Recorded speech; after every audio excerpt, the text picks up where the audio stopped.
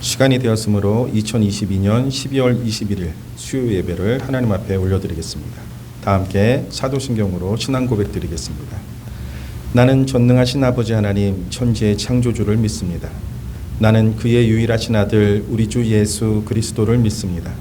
그는 성령으로 잉태되어 동정녀 마리아에게서 나시고 본디오 빌라도에게 고난을 받아 십자가에 못 박혀 죽으시고 장사된 지 사흘 만에 죽은 자 가운데서 다시 살아나셨으며 하늘에 오르시어 전능하신 아버지 하나님 우편에 앉아 계시다가 거기로부터 살아있는 자와 죽은 자를 심판하러 오십니다. 나는 성령을 믿으며 거룩한 공교회와 성도의 교제와 죄를 용서받는 것과 몸의 부활과 영생을 믿습니다. 아멘. 찬송 301장 드리겠습니다.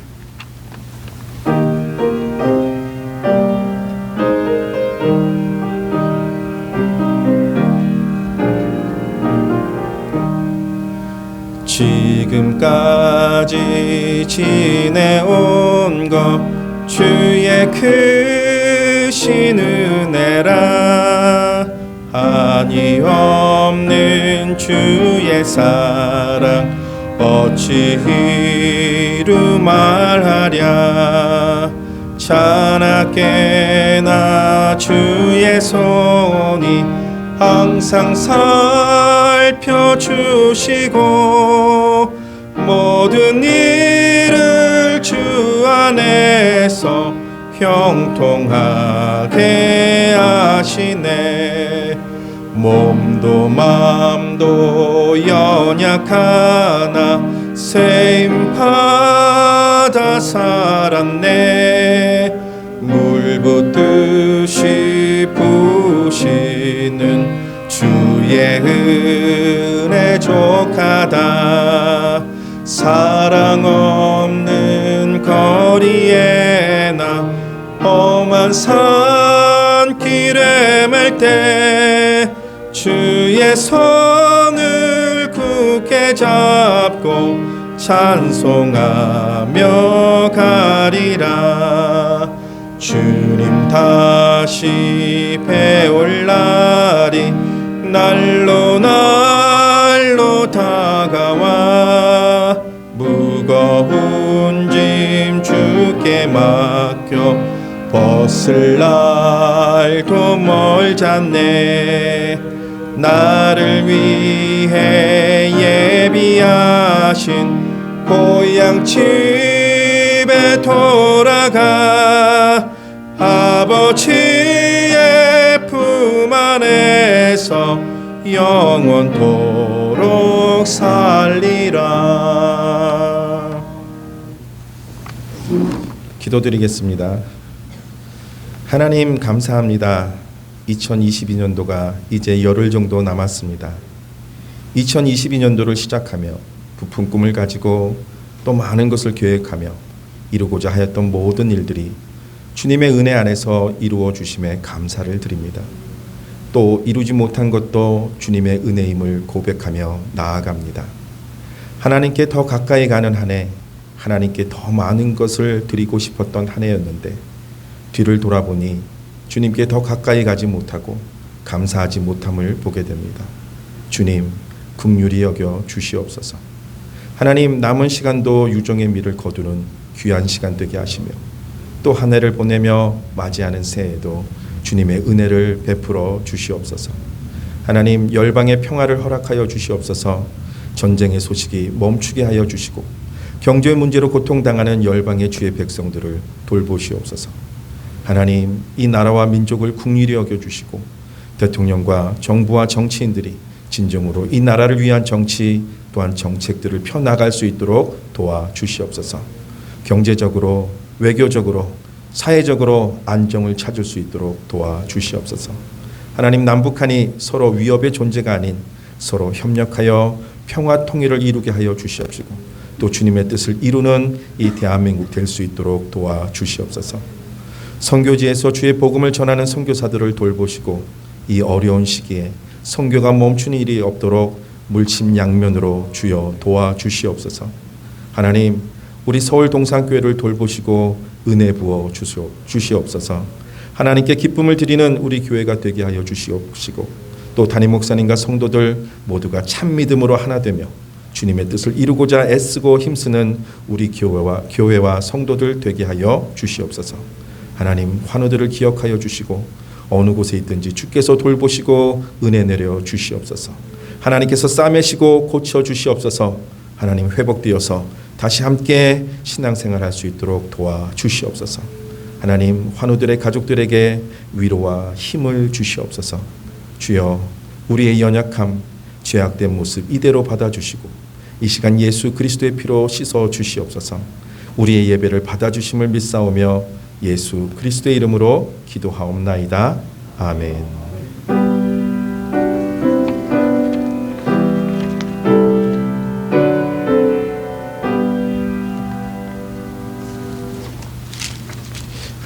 하나님의 말씀은 누가복음 17장 11절에서 19절 말씀입니다. 누가복음 17장 11절에서 19절 말씀입니다.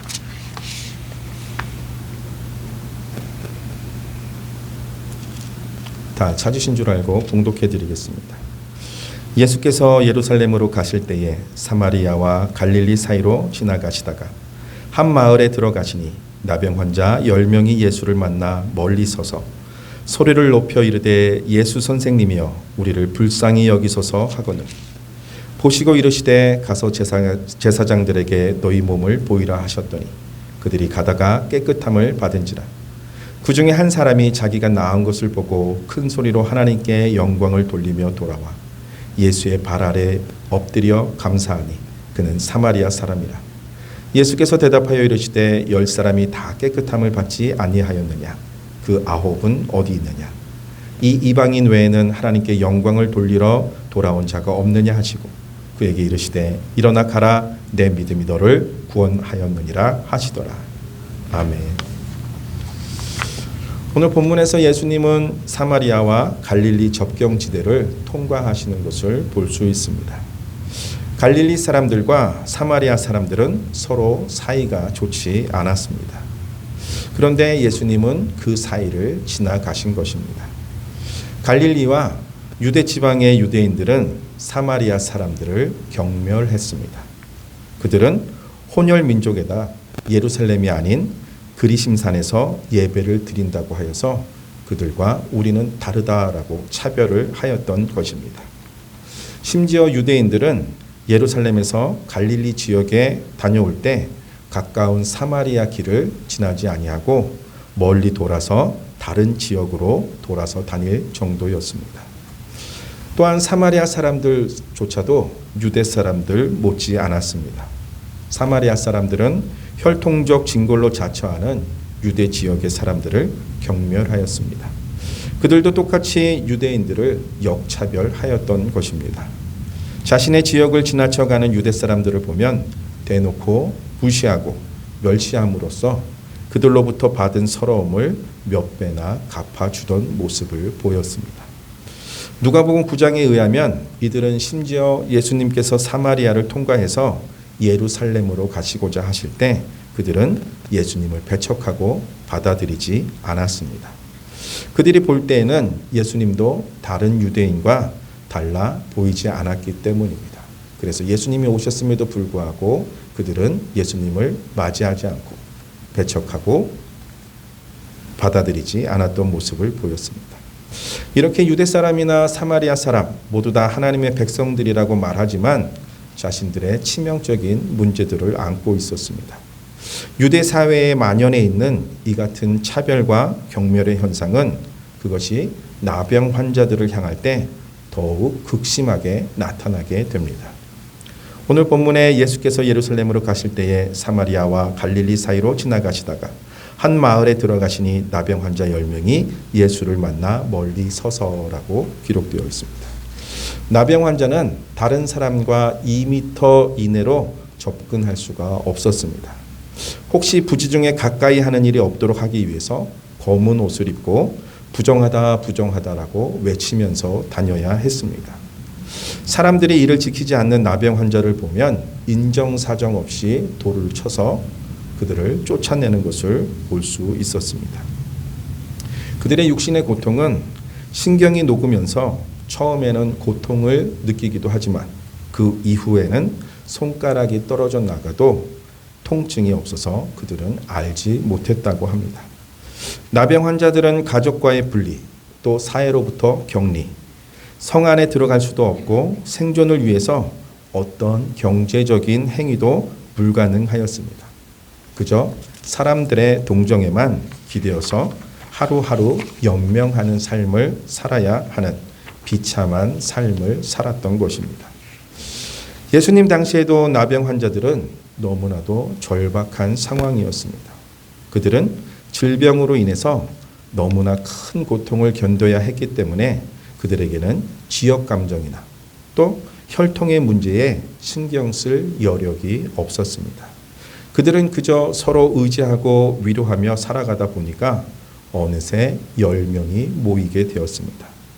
10명이 무리가 되어서 이들과 함께 몰려다니는 상황이 되었습니다. 이들에게는 출신도 중요하지 않았습니다. 그 사람이 사마리아 사람이든지 유대 사람이든지 그것은 결코 문제가 되지 않았습니다. 이들은 예수님께 찾아가서 병을 고쳐달라고 간청하는데 합의하는데 어렵지 않았습니다. 그들은 같은 문제를 가지고 있었기 때문에 그 문제를 해결하고자 예수님께로 가자고 했을 때 그 10명은 한마음 한뜻이 되어서 갔던 것 같습니다. 물론 믿음이 있어서 갔는지는 잘 모르겠습니다. 그런데 소문에 예수님을 만나면 무슨 병이든지 다 고칠 수 있다 하니까 그들이 찾아왔던 것 같습니다. 예수님께서 이 마을에 들어가실 즈음에 이들이 멀리서 예수님을 향해서 소리를 높여 절규하듯이 소리를 지릅니다. 소리를 높여 이르되 예수 선생님이여 우리를 불쌍히 여기소서 하거늘 13절에 기록되어 있습니다. 이들은 예수님께 자기들의 존재를 알리기 위해서 안간 힘을 다 쓰게 됩니다. 그들은 예수님께 가까이 갈 수가 없었습니다. 멀리 서서 예수님이 자신들을 알아줘야 되는데 그러기 위해서는 간절하게 소리를 외치는 것밖에는 없었습니다. 예수님을 부를 때 예수 선생님이여 라고 소리를 칩니다. 이는 제자가 자신의 스승을 부를 때에나 사용하는 표현입니다. 그들은 예수님이 구원자인 줄은 몰랐던 것 같습니다. 그리고 예수님께 가까이 가서 배운 적도 없던 사람들입니다. 그런데 멀리서만 바라보는 것만으로도 예수님께서 진리의 스승이라는 것을 알았던 것 같습니다. 그리고 선생님이라 부르며 우리를 긍휼히 여기소서라고 말하였습니다. 긍휼은 인간의 비참한 현실에서 하나님께 자비를 내려주시는 것을 의미하는 것입니다. 비참한 현실을 하나님께서 자비를 베푸셔서 우리를 해결해 주시옵소서라고 말하는 것이 바로 긍휼입니다. 이들은 이렇게 예수님께 대한 자기들의 믿음을 큰 소리로 고백하며 구원을 요청하였습니다. 우리가 하나님 앞에 간절하게 기도할 때 이러한 마음이 아닐까요? 주님을 아니면 안 돼. 이 문제는 내 힘으로 내 능력으로 해결할 수 없는 일이야. 이 일은 주님만이 하실 수 있어. 그렇다면 우리가 금요 기도에서 주님의 이름 부를 때 어떻게 부를까요? 이들처럼 간절하게 부르지 않을까요? 큰 소리를 외쳐서 주님 내가 여기 와 있어요. 주님 나를 봐주세요 하면서 큰 소리 외치면서 우리도 기도하듯이 이들도 예수님이 자신들을 돌아보기를 원하면서 간절한 외침을 외치게 되었습니다. 이들은 이렇게 예수님께 대한 자기들의 믿음을 큰 소리로 고백하면서 구원을 요청하게 됩니다. 이들에게는 예수님의 소문이 문제가 되지 않았습니다. 예수님은 세리와 죄인들의 친구다 하는 이러한 여러 가지 비방들은 전혀 문제가 되지 않았습니다.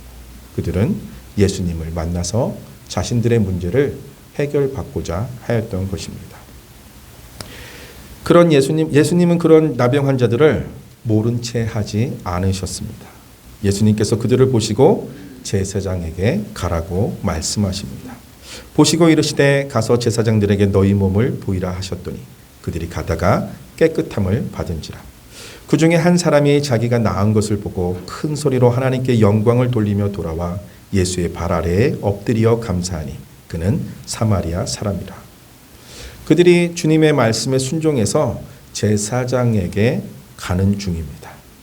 근데 제사장을 만나기 전에 자신들의 나병이 해결받은 것을 알게 되었어요. 자신들의 몸이 깨끗이 나음받게 된 것을 알게 되었습니다.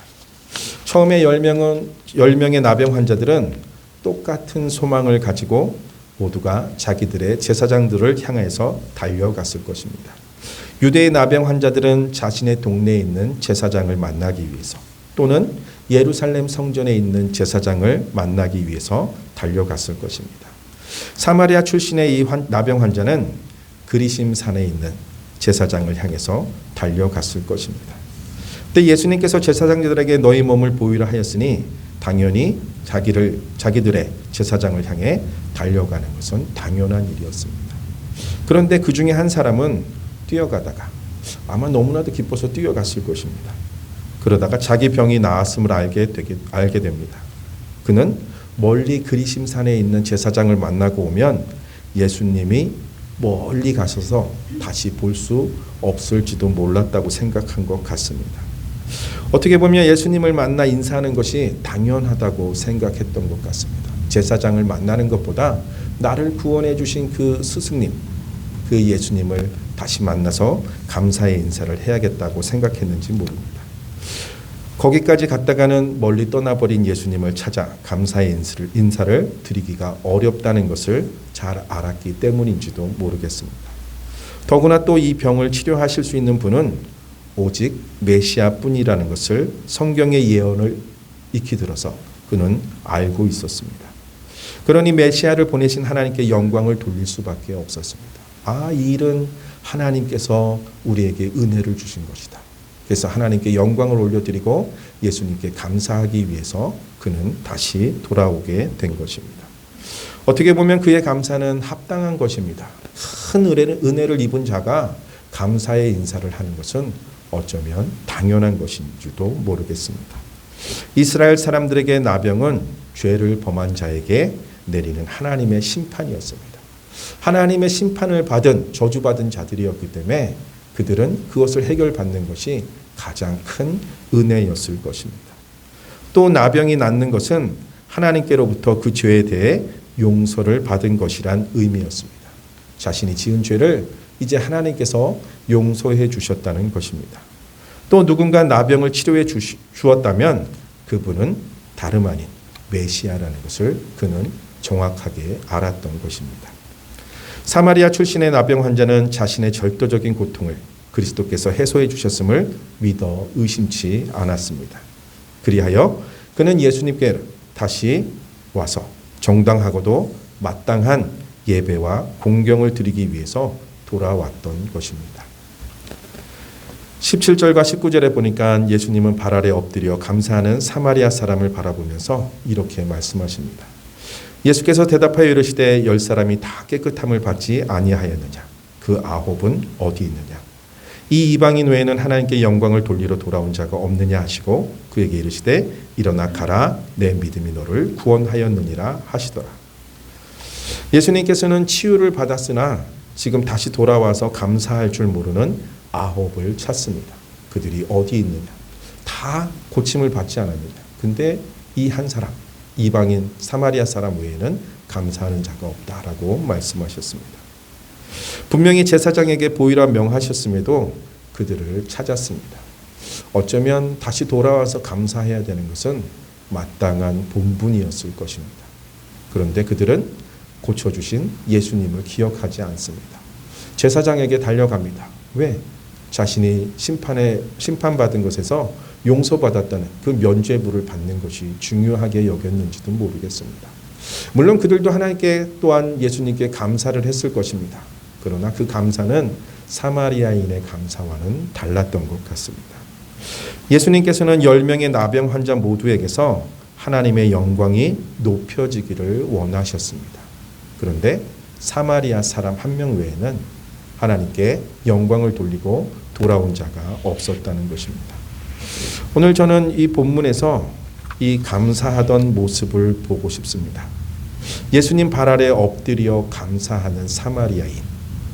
어떻게 보면 우리의 감사가 이러한 감사의 모습이 되어야 되지 않을까요?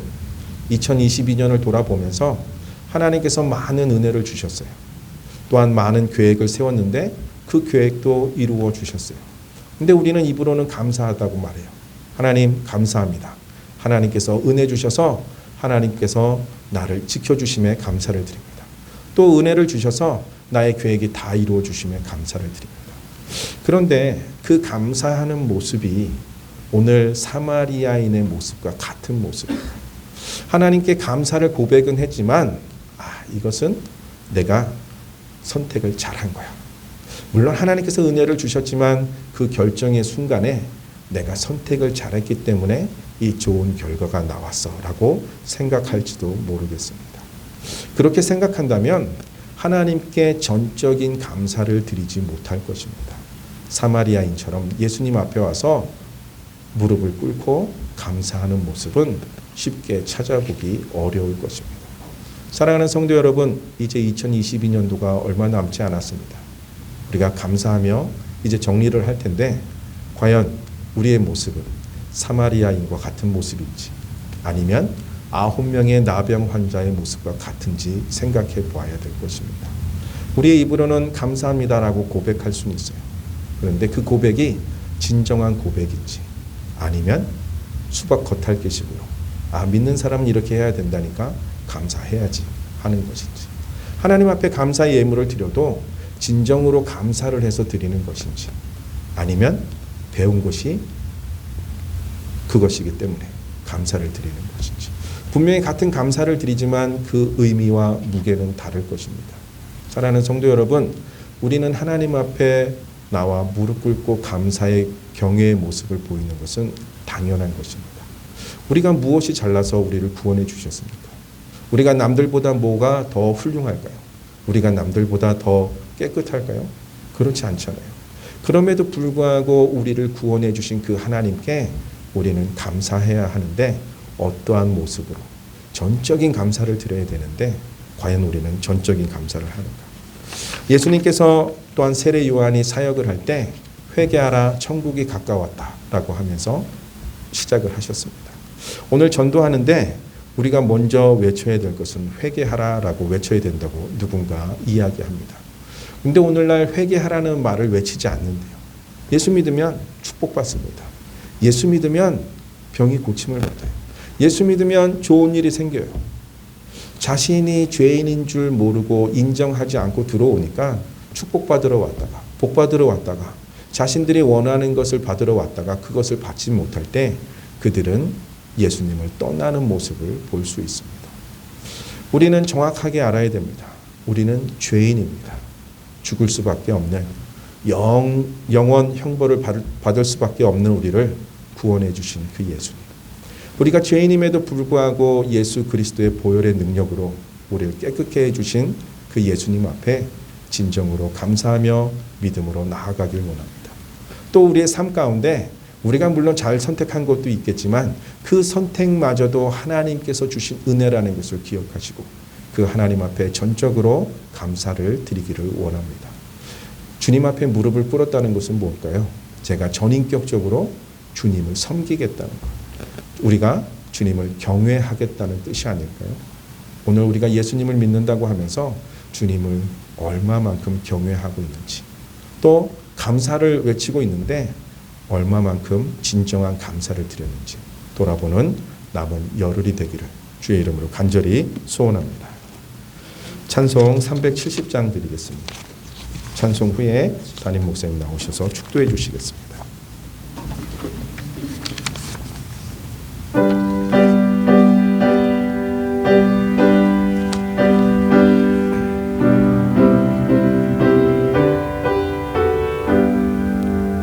주 안에 있는 나에게 딴 근심이 있으랴 십자가 밑에 나가 내 짐을 풀었네. 주님을 찬송하면서 할렐루야 할렐루야 내 앞길 멀고 주님만 따라가리. 그 두려움이 변하여 내 기도 되었고, 전날의 한숨 변하여 내 노래 되었네. 주님을 찬송하면서 할렐루야 할렐루야. 내 앞길 멀고 험해도 나 주님만 따라가리. 내 주는 자비하셔서 늘 함께 계시고, 내 궁핍함을 아시고 늘 채워주시네. 주님을 찬송하면서 할렐루야 할렐루야. 내 앞길 멀고 험해도 나 주님만 따라가리. 내 주와 맺은 언약은 영 불변하시니, 그 나라 가기까지는 늘 보호하시네. 주님을 찬송하면서 할렐루야 할렐루야. 내 앞길 멀고 험해도 나 주님만 따라가리.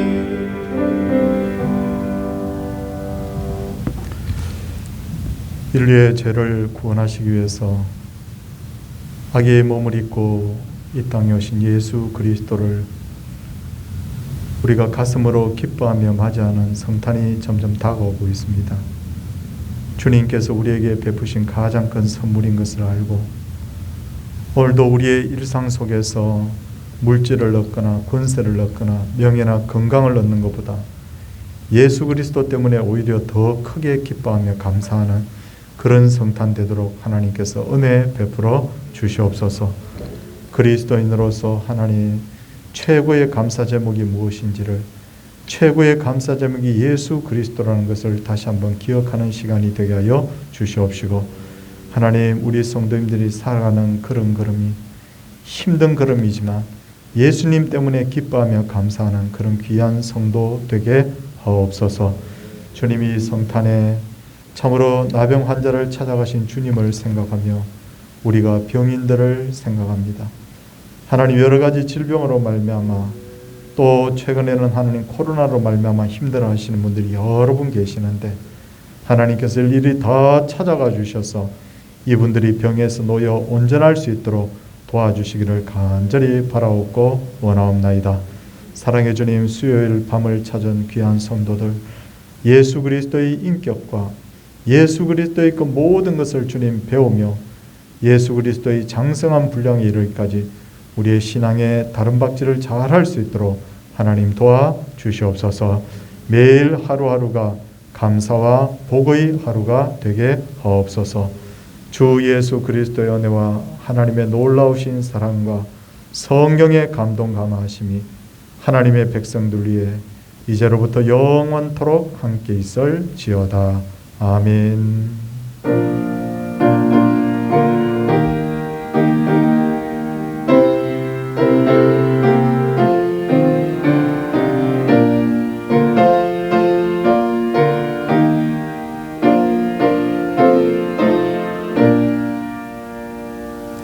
오늘도 함께 해주신 거 우리 감사하고, 또 코로나 때문에 또 힘들어하시는 분들 여러분 계신다는 이야기를 듣고 있습니다.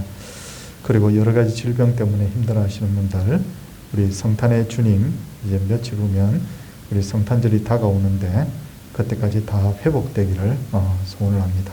오늘도 함께 하신 것을 하나님께서 기뻐하실 줄 압니다. 인사하겠습니다.